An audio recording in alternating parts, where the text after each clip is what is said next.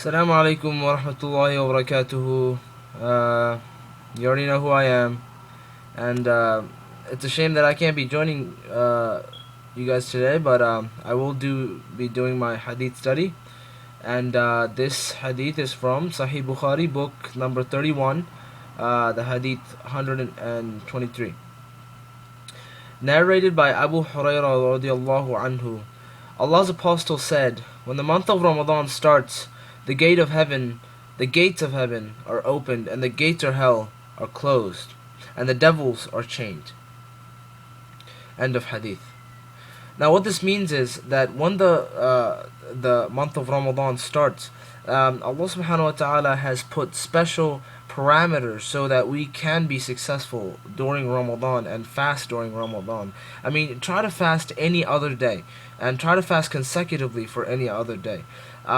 It is very hard, right? It is very hard, and especially during the month of Ramadan, when you see people eating in front of you, and you see all this tasty food. I know I was at Drexel the other day, and I saw all the food carts and all the really nice gyros and the beef patties. They were halal too and everything, and I still had to resist them, right? Because I was fasting. Now, if this wasn't a mandatory fast, and if Allah Subhanahu wa Taala haven't locked the devils with chains in the hellfire, and Allah Subhanahu wa Taala has locked shaitan, then you could never resist. You know what I mean? It will be very hard to fast outside of Ramadan. But Allah Subhanahu wa Taala has given this opportunity to us as a blessing. And the blessing is that the gates of heaven are open. And the easiest way to get to Jannah is through Ramadan. If we complete our fasts perfectly and with Iman. So,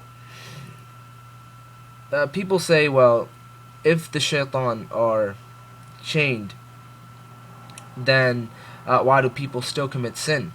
Well, that's very simple. The Ramadan is a training program. And for example, if you go to a police academy, you'll be training, right? But you won't actually be training with real guns, and people won't actually be shooting at you, right?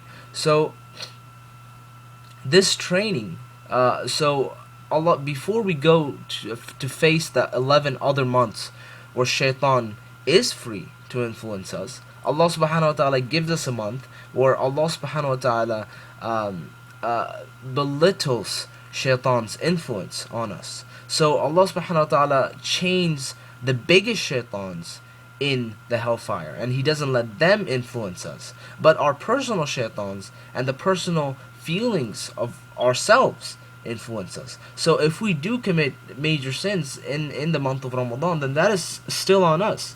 I mean, you see the most irreligious people come to the masjid during Ramadan. Why? I mean, there must be some reason. Something must have changed. It is because the shaitan are not free to influence them.